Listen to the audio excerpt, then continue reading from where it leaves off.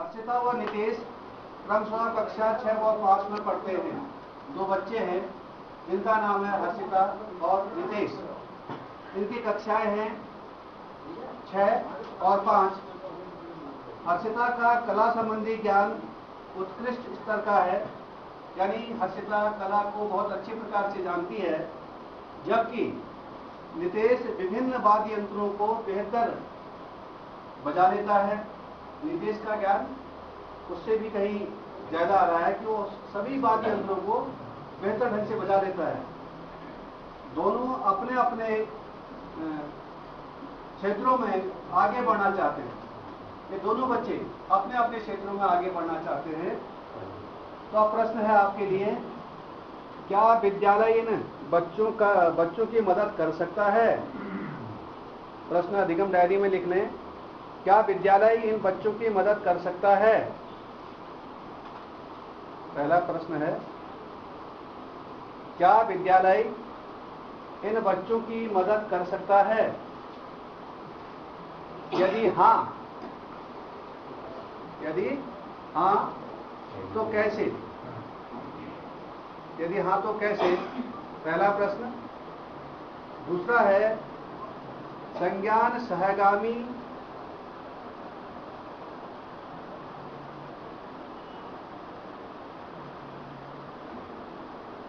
के अन्य पक्षों को, संज्ञान सहगामी के अन्य पक्षों को सूचीबद्ध कीजिए। इस केस स्टडी के माध्यम से संज्ञान सहगामी के अन्य पक्ष जो भी हैं, जैसे हमारी सुबह के सत्र में चर्चा हुई थी, उन सारे बिंदुओं को ध्यान में रखते हुए संज्ञान सहगामी पक्ष या सह शैक्षणिक पक्ष जिसको हम कह रहे हैं, वो क्या क्या हो सकते हैं, उनको सूचीबद्ध कीजिए।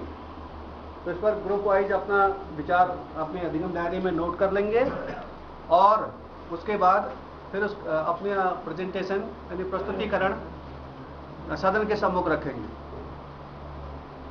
तो ये आपको 2 मिनट इसमें दिए जाते हैं।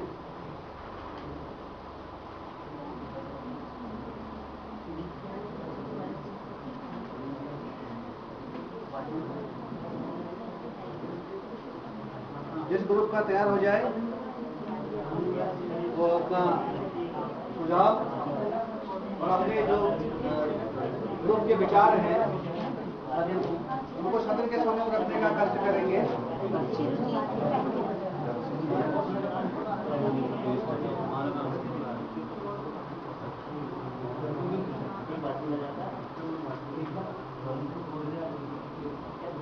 जो बच्चा वाद्य यंत्र में अच्छा है तो उसको संगीत की तरफ उसे रुचि उसकी जागरूक करा जाए। तो जब बच्चा अच्छा है उसे संगीत की तरफ उसका रुझान बढ़ाया जाए, उसे उसी में आगे उसको बढ़ाया जाए, आगे के क्षेत्र में आगे बढ़ाने के लिए प्रोत्साहित किया जाए, आगे प्रोत्साहित किया जाए। तो विद्यालय उसे सिखाया जाए। विद्यालय इसमें उसकी मदद कैसे कर सकता है? तब टीचर उसको अतिरिक्त समय दे, जिसमें उसकी रुचि हो उसको जागरूक करने में मदद करे। एक बात आई कि उसको अतिरिक्त समय देंगे और उस क्षेत्र में उसको आगे बढ़ाने के लिए हम प्रोत्साहित करेंगे। और दूसरा ग्रुप कोई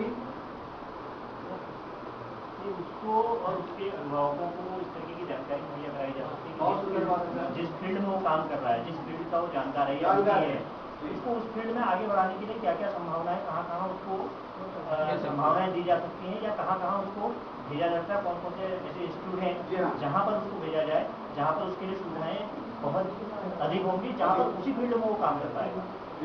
उस क्षेत्र में वो आगे बढ़ने के उसके लिए पूरे साधन वहाँ पर होंगे। अभिभावक को जानकारी देनी जरूरी है क्योंकि बच्चा अपने स्तर से कुछ नहीं कर सकता, बच्चे में टैलेंट है, अभिभावक की जिम्मेदारी है और अभिभावक को बताया जा सकता है कि वो कहाँ इस बारे में प्रयास कर सकता है। बाकी कहाँ से इस क्षेत्र में आगे बढ़ सकता है, जैसे को उसके अभिभावक से संपर्क करके हम आगे बढ़ाने में मदद कर सकते हैं। बहुत बहुत धन्यवाद। जैसे वो 3 इडियट पिक्चर में दिखाया है, वो अलग अलग क्षेत्र के माहिर हैं अपने क्षेत्र में, लेकिन उनके माँ बाप जबरदस्ती थोपना चाहते हैं आप इंजीनियर बनेंगे, ठीक है कि आप बीटेक करेंगे इंजीनियर ही बनेंगे, लेकिन उनकी अभिरुचियां अलग अलग हैं। तो अपने अपने क्षेत्र में वो काम करना चाहते हैं लेकिन अपनी इच्छाओं को दबा रहे हैं। हाँ, तो उसको जो है उभारने के लिए ना आगे आना पड़ेगा।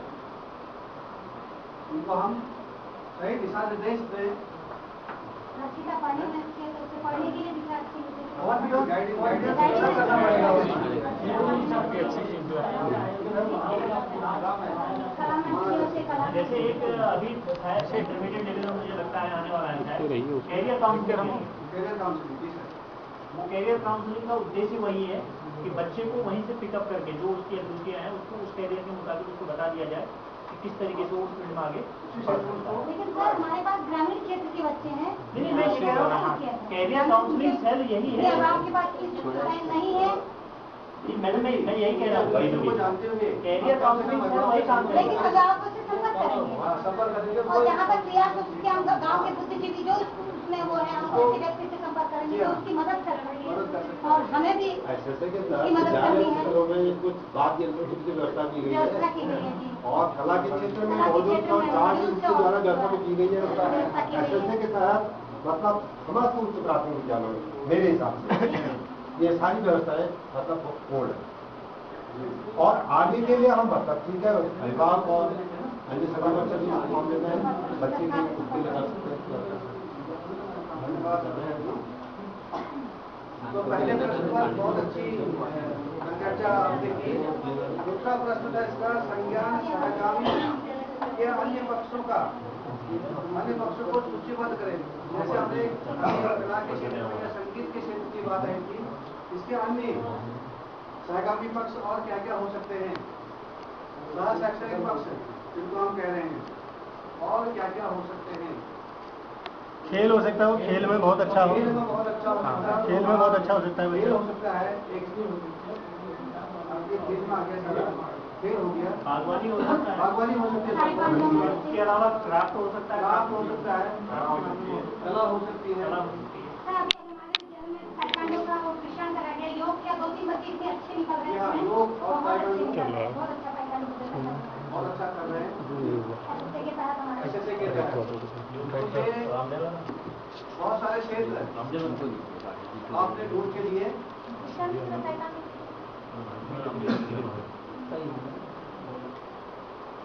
अब ये संज्ञान सहगामी पक्ष की बात हम कर रहे हैं, तो उच्च प्राथमिक स्तर पर, उच्च प्राथमिक स्तर यानी 6 से 8 तक की जब हम बात करते हैं तो ये क्षेत्र कौन कौन से हो सकते हैं।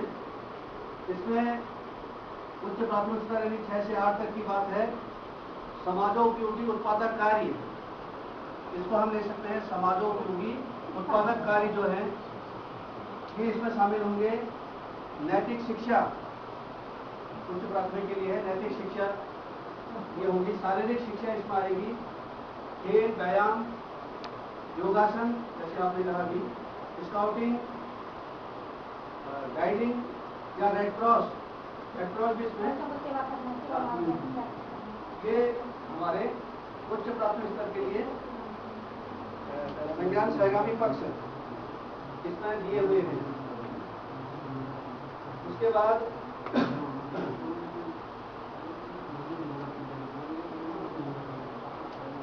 प्रोजेक्ट के विषय में बता दिया था बच्चों। कोडिंग की बात जरा सा कर लेते हैं। अंकों का प्रतिशत और कोडिंग किस प्रकार से लेनी है इस मॉड्यूल के अनुसार। ये एक चीज और होगी, जैसे इनसे पढ़ने के लिए हम संस्थाओं से भी संपर्क कर सकते हैं। संस्थाओं से भी अभी संपर्क हमारे कर बच्चे सकते हैं। स्कूल में गरीब बच्चे हैं तो हमने योगदान सत्संग सोसाइटी से संपर्क किया जी। तो स्वामी जी ने वहाँ पर 35 ड्रेस बच्चों को उपलब्ध कराई है। जी हाँ, वहीं पर उन्होंने उनको वहीं पर उनकी नाप ली, स्कूल में सिलाई उनको भेजा था। सब बच्चों को ड्रेस दी थी। व्यक्तिगत प्रयास किया थे हमने। व्यक्तिगत प्रयास किया जब हमने। हम बच्चे का आकलन करते हैं सतत और व्यापक मूल्यांकन के द्वारा, तो अभी आने वाले समय में कहा गया इसको कोटि प्रदान कीजिए। कौन सा बच्चा किस कोटि में आ रहा है, यानी कहाँ से कहाँ तक के अंकों को हम किस कोटि में रखेंगे। यहाँ पर इसका वर्गीकरण हमने कर रखा है 80 से 100। पहला है 80 से 100, इसकी कोट हो जाएगी 1। उसके बाद है 65 से 80, 65 से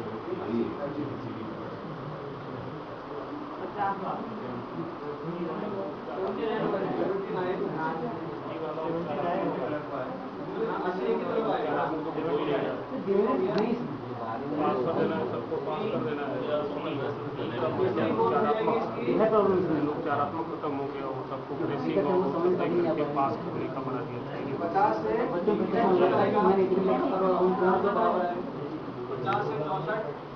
64 और चौथी कोटि वो है 35 से 85 लिखेंगे फिर तो इसमें से गणित के नियम से जब हम इसका वर्गमूल निकालते हैं तो बड़े वाले को लिखते हैं और 35 से कम वही तो हो गया 10 कम हो गया इसमें 10 कम a plus 10 ना 35 से कम इसकी जो कोटि होगी ये होगी। तो ये है कोटि। थोड़ा अधिकारी जी इस पे चर्चा हो जाए यहाँ कि ये जो आजकल ना 10th में आ भी रहा है ग्रेडिंग सिस्टम, सोचता कि हमारे सरकार भी इसे लागू कर दे, सीबीएसई स्कूल ने कुछ कर लिया है, तो ये थोड़ा चर्चा इस पे जरूरी है कि ये इसको हम अध्यापक किस दृष्टि से देखते हैं, ये उचित है नहीं है। कोटिकरण उचित है या हाँ, ये जो ग्रेडिंग आ रही है सीबीएसई आ गया है 10th में, कोई कुछ स्कूल ने ऑप्शन दिया बच्चों को जी कि आप उसके एग्जाम दीजिए या फिर बोर्ड के एग्जाम दीजिए, इस तरह से है। उनकी वो मार्क्स नहीं ग्रेड दे रहे हैं, कितने ग्रेड बच्चा ला रहा है, चेन्नई जो उनके बच्चे इतने ग्रेड में आए, तो ये क्या ये उचित है? अध्यापक हम सोचे हैं दृष्टि से तो चर्चा करें। हालांकि निकलेगा जो भी निकलेगा जिसका कोई बात की बात है तो थोड़ा डिस्कस हो जाएगा कि इसमें क्या हो, व्यवहारिक है नहीं है, ठीक है व्यवहारिक है या नहीं है, इस पर चर्चा हम सदन से है नहीं है। सदन से अपेक्षा करेंगे कि ग्रुप वाइज अगर इसमें कोई सुझाव। मेरे विचार से ये ग्रेडिंग सिस्टम ठीक नहीं है। हाँ सर, मेरे विचार ठीक है सर, यही कारण दीजिए कारण ये है कि अगर सभी को पास कर देना है तो बेरोजगारों की फौज खड़ी हो जाएगी। ऊपर से निकल जाती है, बाद वाले क्या करेंगे? बाद के जो बच्चे पास लेकर के और नौकरी जैसा पट्टा लेके घूमेंगे, कहीं उनको कुछ मिलेगा ही नहीं, चपरासी बनने लायक तक नहीं रहेंगे। चपरासी की जैसे पोस्ट खत्म हो रही है धीरे धीरे, तो जब उसके लायक भी नहीं रहेंगे तो उसको पास होकर के केवल साक्षर बनाना ही इसकी जो है वो नहीं होनी चाहिए। गुणवत्तापरक शिक्षा की जो बात हो रही है, साक्षर बनाना तब तो ABCD जानता है बच्चा, चाहे इंटर वाला हो चाहे कोई हो, इंटर तक ही पढ़ेगा तो ABCD जान पाएगा मुश्किल से, क्योंकि ग्रेडिंग सिस्टम में उसके अंदर भय ही नहीं रहेगा। नहीं तो चाणक्य पागल था उस समय, अगर उसने ये कहा था कि बच्चे के 5 साल का होता है, 5 साल तक उसको बड़े प्यार से रखो, उसको चोट में आने दो, बिल्कुल उसका दिमाग सही सेंटर में रहना चाहिए। 5 साल से 15 साल के बीच में उससे दुश्मनों जैसा व्यवहार करो, उसको बिल्कुल खाली मत बैठने दो, और 15 साल के बाद फिर उससे मित्रवत व्यवहार करो। तो उसने कुछ सोच के कहा होगा। हाँ, उसके इतने बड़े विद्वान व्यक्ति हैं जो सोच के ही कहा होगा, इसलिए नहीं कहा होगा कि आगे चल के ये ग्रेडिंग सिस्टम हो और बच्चा फिर बेकार हो जाए। ठीक है सर। सर का मानना है कि अगर इस प्रकार से ग्रेडिंग चलेगी तो हमारे पास एक साक्षरों की फौज तो खड़ी हो सकती है, लेकिन शिक्षित नहीं होंगे। अब इसी में दूसरा ग्रुप, क्या सभी सहमत इस बात से है या फिर ये ग्रेडिंग प्रणाली जो है हमारी सही है, या इसमें अगर सुधार की आवश्यकता है तो कहाँ ग्रेडिंग प्रणाली तो 12th तक है ना, जैसे 12th तक है, तो उसके बाद बच्चा जो दक्ष होगा वो अपने जिस उसमें होगा, जिस क्षेत्र में भी हो, जिस क्षेत्र में होगा वो अपने आप ही आगे बढ़ जाएगा। यानी कहने का अर्थ है कि अगर अपने क्षेत्र में अपने फील्ड में आगे बढ़ेगा। ग्रेडिंग होनी चाहिए। नहीं सर, फ्रस्ट्रेशन तब भी निकाली, दिल्ली का निकला था कुछ कॉलेजेस का, वहाँ पर 100% रखे गए मार्क, कट ऑफ मार्क। अब 100% जहाँ कट ऑफ मार्क रखे जाएंगे वहाँ बचेगा क्या? तो इतना फ्रस्ट्रेशन के 100% कितने बच्चे लाएंगे? 5%, 10% कितने लोग उसको संपादकीय कई संपादकीय भी है कि अगर 100% कट ऑफ मार्क रख दिए गए तो 100% हर बच्चा नहीं ला सकता, क्योंकि कोई भी व्यवस्था अगर पूर्ण हो गई तो हमारे समझ व्यवस्था खत्म हो जाती है। हम तो मान के चलते हैं। लेकिन सर वो बच्चा वहाँ निकल सकता है कंपटीशन, नहीं नहीं नहीं तो कितने होंगे? ये सही कह रहे हैं सर, इसकी ड्रॉबैक क्या आई है? नहीं, होंगे कितने? लंबा आर्टिकल आया पेपर में, चैनल में डिस्कस भी हुआ, बीए में एडमिशन नहीं वहाँ होगा। की जो कट ऑफ मेरिट गई वो 100% गई, तो 99% आने वाले बच्चे का क्या दोस्त था?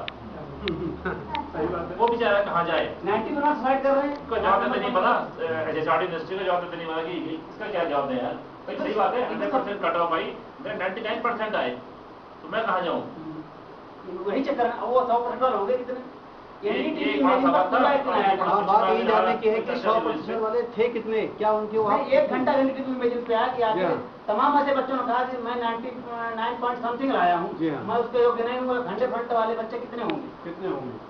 ये प्रश्न बहुत उठा, एनडीटीवी इमेजिन में बहुत बहस भी हुई, ये व्यवस्था टोटली रॉन्ग है। तो वहाँ हुआ क्या इसके बाद? अब हुआ क्या? फिर वो कुछ 100% वाले उन्होंने पॉलिटिकल आंसर दे दिया, सीटें बढ़ाएंगे और ये करेंगे, डीयू में वो करेंगे, वो सब बातें नहीं, वो तो फिर political से मिल गया, नहीं चाहते। सोल्यूशन कुछ नहीं आया। सॉल्यूशन कुछ नहीं है। हाँ, परेशान थे, उन्होंने कहा आफ्टर बात भी सही है, हम 99.5% वाला बच्चा और 100% बच्चे को कैसे डिफर करें? क्या उसमें डिफरेंस है? कोई डिफरेंस नहीं। नहीं। आप लोग क्या सहमत हैं? कोई डिफरेंस नहीं है? डिफरेंस ये हो तो गया 80 वाला और 80 वाला भी 100 का एक का ए में आ रहा है। हाँ। डिफरेंस हो गया था यहाँ पर। एक हो गया। 80 ये बात मैंने कही, 80 से 100 तक एक कैटेगरी में आ गए बच्चे, एक उसमें आ गए, लेकिन आगे फील्ड में वही बच्चे अपना अलग अलग आगे नहीं जो तो लगे एडमिशन की बात है वाला छोड़ दिया वाला 1% की बात सुन लिया, ग्रेडिंग से मार्क्स आ गए, अलग अलग है ना एडमिशन कितना अंतर चल गया उसका। उधर हुआ तो 20 वाला ने तो कवर किया, 20 वाले ने तो कवर किया, एक वाले को छोड़ दिया तो गलत हुआ। 20 वाले को नाम मिल रहा है, वो नाम मिल रहा है, एक वाले को नहीं मिल रहा है, वो एक ही नंबर को पीछे 1% तो कवर उसका 59 है, 80 वाला है, 80 वाला तो 20 कवर करते हैं, 20 वाले 79 वाला 1 करोड़ का कवर कर। ये तो वर्गीकरण, ये वर्गीकरण है कि मतलब कोई ना कोई तो स्टूडेंट में आएगा। एडमिशन की बात तो ये ना चुना गया दिल्ली कॉलेज में दिल्ली यूनिवर्सिटी के प्रोफेसर थे, यहाँ वहाँ पर कोई उसमें कोई जो उसका मॉडरेट कर रहे थे, कोई दिल्ली दूरदर्शन के थे, वो वहाँ प्रोग्राम आता था, तो वो कह रहे थे मैं अपने ज़माने में मेरे 55% थे और मैंने कई जिलों की जो मार्किंग थी, करीब 70-72 दशक की बात थी, तो उन्होंने कहा मैंने कई जिलों जो उसमें आसपास जिले थे, नेबरिंग जो डिस्ट्रिक्ट थे, उसमें मैंने टॉप किया था। तो अगर मैं भी तो कैंडिडेट थी, मैं सभी बच्चों को दे रहा हूँ, अब 100% नंबर ले आना, तो ये कह रहे थे ये प्रतिभा का बहुत ही बड़ा ये जो अब ट्रेंड चल निकला है कि 100% होना चाहिए, ये व्यवस्था बहुत रॉन्ग है। तो इसमें सुधार कैसे हो सकता है? क्या नहीं सुधार तो अब इसमें क्या बताया जाए, तो पॉलिटिकल ब्लॉक में कपिल सिब्बल के हाथ में आ जाएगा, वो जो चाहेंगे वो होगा, सुझाव तो वहाँ पर डंप हो जाते हैं। यदि ये हमारे क्षेत्र से या हमारे शक्ति से बाहर की बात है, हाँ बस वही बात हमारी है। क्षमता से बाहर की बात है, उसमें कर कुछ नहीं सकते हैं, लेकिन हम सुझाव सब प्रयास कर सकते हैं सुझाव हम बच्चों को ये आगे अच्छी बात है, बढ़ाने हम का। इसमें सोचते क्या है, बीइंग ए टीचर ना, हमारा इसमें क्या ओपिनियन है, ये अच्छी बात है। ये अच्छी तो बात हाँ, हम सोचते क्या है, क्या ये व्यवहारिक है, नहीं है? नहीं सर, ये तो व्यवहारिक नहीं माने। आप भी चाहेंगे कि दिल्ली यूनिवर्सिटी में बच्चा पढ़े और 100% बच्चा नहीं, 100% तो कोई नहीं किसी को भी जाए, कहीं 100 में 1-2% या 5% लोग ला सकते हैं, लेकिन 5% पढ़ेंगे, बाकी जो 90% लोग होंगे या 50 वो कहाँ जाएंगे? कहाँ जाए? तो उनकी इच्छा क्या होगी? ये है, बाकी इच्छा वो बच्चे जाएंगे कहाँ? हाँ। इसी में देखिए ना, जैसे हमारा CBSE बोर्ड से बच्चा पढ़ के आ रहा है जी वो 100% या 90% मार्क्स उसके उसमें है, जी। और वहीं हमारा उत्तराखंड बोर्ड का बच्चा है वही 70 और वो 70 और 75 में है, तो वो मेरिट में कहीं पर नहीं है, हो ही नहीं पा रहा। हो ही नहीं पा रहा है वो है। तो वैसे आप इस BTC को देख लीजिए, पिछले कुछ सालों में ये CBSE वाले सब हाँ, वही चलने चीज़ है। सब आगे चल रहे हैं। और निश्चित रूप से अधिकारी जी ना, ये ग्रेडिंग सिस्टम की जरूरत क्यों पड़ी? मतलब जो ग्रेडिंग सिस्टम लाया गया है, पहले परसेंटेज पर आधारित होता था। हमारी परीक्षाएं जो होती थी, हम कहते हैं कि बच्चा परीक्षा में इतने परसेंटेज लाया, कोई 80 लाया, कोई 90 लाया, कोई 60 लाया, कोई फेल हो गया। तो उसके बाद इस पर विचार चला होगा, मंथन चला होगा कि बच्चे कम परसेंटेज लाते हैं, फेल हो जाते हैं तो सुसाइड कर देते हैं, और बच्चों में परसेंटेज में हीन भावना भी आती है। उन्होंने कहा पड़ोस का बच्चा जो है, गुप्ता जी का बच्चा जो है देखा, वो 85% लाया है, और अपने बच्चे से कह रहे हैं तू गधा, क्या कहते हैं 55% लेके आ रखा है। और परसेंटेज की बात सब्जेक्ट में भी आती है। 100 नंबर का पेपर है, बच्चा एक पेपर में हिंदी में मान लिया 90 मार्क्स लाया है, 90% लाया है। दूसरी ओर गणित में 45% लाया है। परसेंटेज की बात कर रहा हूँ, जो पहले चलता था। तो माँ बाप जब रिजल्ट को देखते हैं तो सबसे पहले उनकी नज़र वहाँ नहीं जाती है जहाँ वो 90 नंबर लाए, 90% लाए थे हिंदी, उनकी नज़र अटक जाती है 45 नंबर पर कि आप भैया गणित में 45 ही लाया है, इसमें 45 क्यों आए। तो माँ बाप निगेटिव उसका एनालिसिस करना शुरू कर देते हैं, तो बच्चा डिमोरलाइज हो जाता है और थोड़ा उसमें हीन भावना भी आने लगे। इसके बजाय अगर हम ये कहते हैं कि ये तो हिंदी में तो तू बहुत ही बढ़िया नंबर लाया है और विज्ञान में भी बहुत अच्छे नंबर लाए हो, थोड़ी सी कसर जो है गणित में रहेगी, अगर आप इस गणित में थोड़ा ध्यान दोगे तो बिल्कुल आपके 90 नंबर आ सकते हैं, बाकी में आपने बहुत अच्छा किया। तो उस चीज़ को बच्चे में से हीन भावना को शायद हटाने के लिए और एक जो अंधी प्रतिस्पर्धा परसेंटेज की थी, प्रतिशत की थी, इसको हटाने के लिए, इसको कम करने के लिए तब एक ग्रेडिंग सिस्टम लाया गया है। जहाँ तक मेरी समझ में ये बात आई है, जो हमको प्रशिक्षणों में समझाया गया है। ऐसी कुछ जानकारी हमें भी थी।